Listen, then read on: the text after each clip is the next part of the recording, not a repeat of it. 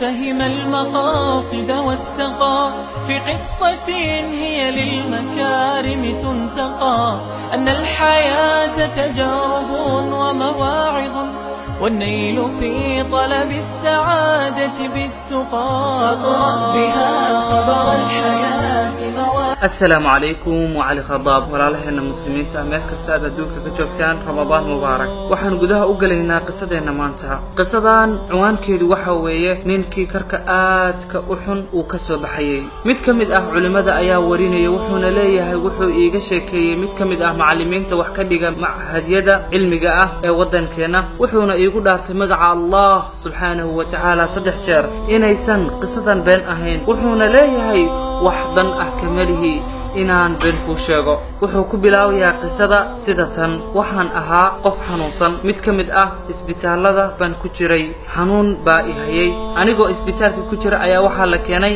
nin xanuunsan. dhinacayga ayaa la keenay, waliba qolkii aan ku jiray ayaa la soo geliyay. wuxuu leeyahay ninkaasi xanuunsanaya ee la keenay midabkiisu wuxuu ahaa mid bunni ah, yacni midab madow xigeen ah. maalintii labaad markii la gaaray wajigiisu wuxuu isku bedelay midab aan midabkii ahayn. maalintii saddexaad midabkiisa caadiga ah ayuu noqday sida midabkeena caadiga ah oo kale. walaalka qisada soo warinay wuxuu leeyahay hoos baan iska iri inuu soo wanaagsanaado ayaa laga yaabaa. ninka midabkiisa caadi ayuu noqday, laakiin nasiib xumo maalintii afraad midabkiisu wuxuu isku bedelay madow. maalintii shanaad midabkiisu waa uu sii darnaaday, aad iyo aad buu sii madoobaaday. wuxuu leeyahay walaalka qisada ka sheekeynaya waan argagaxnay, waan ka naxnay ninkan, waana la yaabnay xaalkiisa. ninkan horay baan u garanayay ayuu yiri, wuxuuna ahaa mid kamid ah dadka salaadaha ka dib dhaca. salaadaha ayuu ka dib dhici jiray, waa uu dayac jiray salaadaha. wuxuu ahaa mid u safraa dibadda iyo khaarijka wadanka. wuxuu ahaa mid aad u isticmaala aadna ugu waalan muqaadaraadka.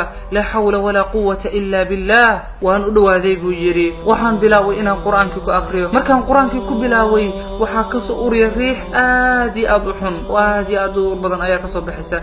ilaahay baan ka magan galnay. wuxuu leeyahay markii aan bilaabay inaan quraanka ku akhriyo ayuu bilaabay inuu aad iyo aad u qayliyo.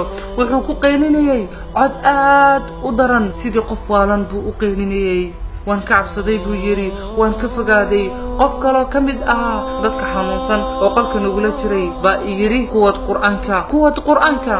markaa baan iri wallahi kuma wadi karo, kuma aqrin karo, ninkan quraan kuma aqrin karo, waan ka baqayaa siduu u qaylinayo. wuxuu yiri walaalkii dhahaya quraanka kuwad hebel wax oo qolka kale ku jira, yacni wiil dhalinyaro ah buu ahaa. ugu wax buu igu yiri quraanka ku akhriyaa. kadib waxa uu yimid wiilkii dhalinyarada ahaa, wuxuuna bilaaway inuu quraanka ku aqrinayo.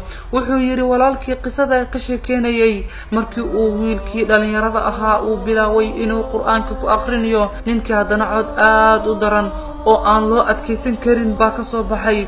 wiilkii quraankii buu ku sii waday, kamuuna joojin. quraankii ayuu sii waday. markii saddexaad waxaa ka soo baxay cod aad u cabsi badan. subxaanallah. kadib dhakhtarkii baa loo yeeray. dhakhtarkii waa uu yimid, qalabkii lagu ogaanayay qofka inuu nool yahay iyo in kale ayuu laabta ka saaray. kadib dhakhtarkii waxa uu yiri waa uu dhintay ninkan nafti waa ay ka baxday. haa, waa uu dhintay. inna lillahi wa inna ilayhi raaji'uun. ninkii wuu dhintay. sidaas iyo qisadaas baa u dambeysay. nolosha ayuu ka faaruqay. qaatumadaasna waa mid aad u xun. allah ayaan ka magangalaynaaye. qaatumadaas xun ayuu ku dhintay maxaa yeelay wuxuu ahaa mid ilaahi mucaamaladiisa aad u xumeeyay. wuxuu ahaa mid aan ilaalinayn xuduudaha allah subhanahu wa ta'ala. wuxuu dulmiyay naftiisa. ikhwaani, allah subhanahu wa ta'ala aan ka cabsano, allah subhanahu wa ta'ala aan u soo laabano. qofkii allah subhanahu wa ta'ala xuduudihiisa ka gudba ciqaabtaas ayaa u dambaysa.